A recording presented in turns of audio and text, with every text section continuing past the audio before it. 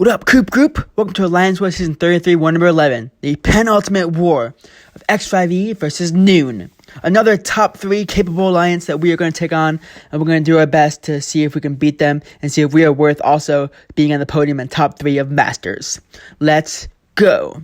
So, my team I was given was White Mags, Nebula, and Falcon. I was assigned one fight with each of these 3 champions, which I'm actually excited about, which means that as long as I don't die, I can possibly use no items because don't use any potions at all. Now, I did spend a lot of time, as you see, there's like a half hour left, and I was given fights after the boss was down. Spent a lot of time trying to see if there were better attack teams, but honestly, these attack teams were amazing.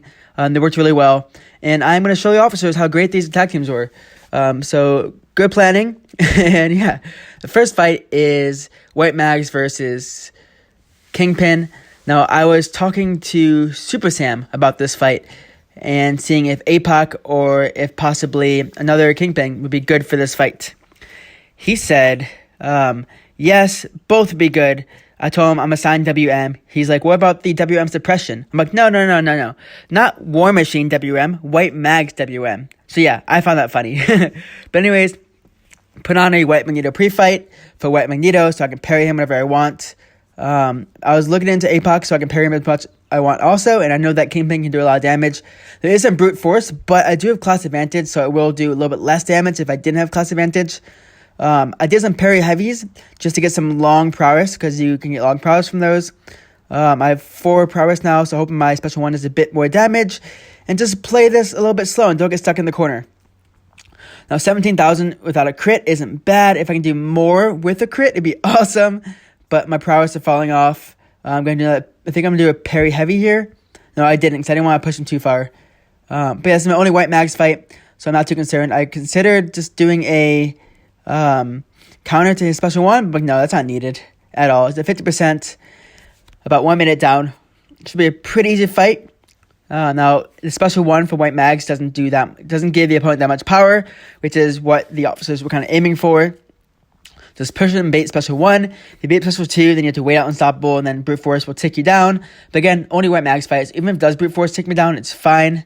Throw a heavy there to get another prowess. Gonna push him back, so I'm in the corner. He has 7 rage, means he's gonna go unblockable soon. The special right there, overpower. I did a lot of damage. Just a big special one. I was pretty happy for that one.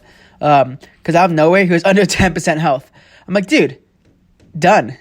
Cool. So I was really busy this day, the day before. It was Mother's Day, this day, and just waiting for the boss was down. The boss was down a little bit late. I think like 8 a.m., 9 a.m. my time. Maybe 7 a.m. But a guy's gotta sleep.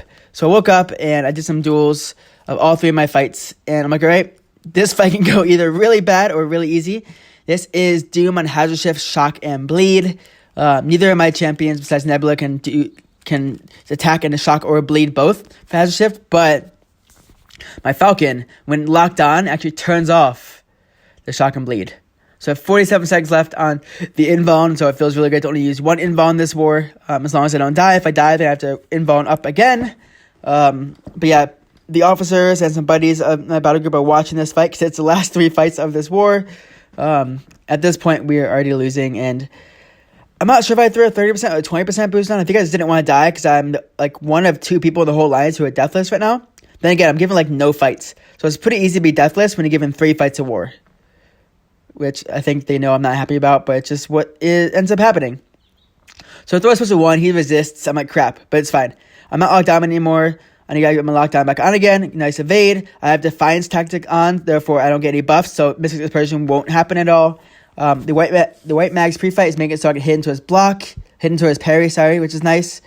I'm just watching that lockdown and make sure that it stays on when I hit him so I don't bleed or especially get shocked. 'Cause if I get shocked, he's going to heavy attack me and just destroy me. But I'm going to back up here to get my lockdown back on again. But I do have the invuln, so I can take a good 3 heavy attacks if I need to the face.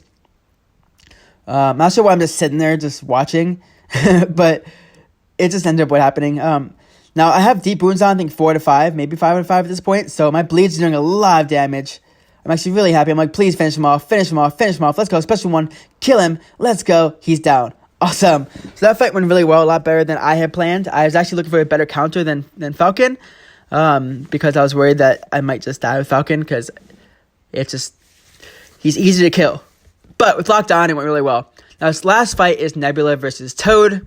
Toad can put some paralytic poisons on you, or whatever it's called, passive poisons, which aren't very pretty, so you gotta be very careful when fighting against him and just know how to fight him. Do I know how to fight Toad? Heck to the no, I do not know how to fight Toad. But my goal here is put on a special 1 start boost. I think I put one on, I hope I did. And then from there, the goal is just get to a special 2 with as many shocks as possible. I'm gonna hit him right here and try and get some shocks. I don't get shocked at all, which is, I'm kind of mad.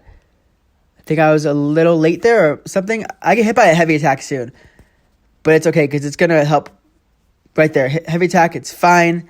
I'm like, crap, I'm getting stuck in the corner. I have 13 shocks, so I want to just parry him now with 13 shocks. Screw it, let's do it. 13 shocks, I double it, special 2, 26 shocks, 21,000 damage. It's enough. He goes down.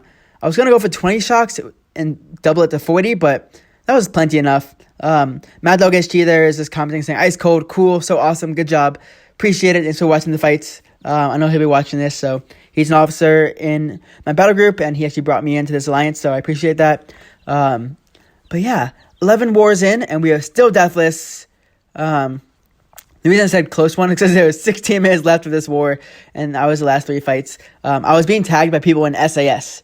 And people in my previous alliance knew that I hadn't joined the war yet. They're like, dude, join your war, tagging Coop, join your war, go Coop. I'm like, how do you know? They're like, oh, someone in your alliance was worried, so we knew it was you. I'm like, yeah, probably me. But there's 3 fights this war, no potions at all, because 3 different attackers and only 3 fights.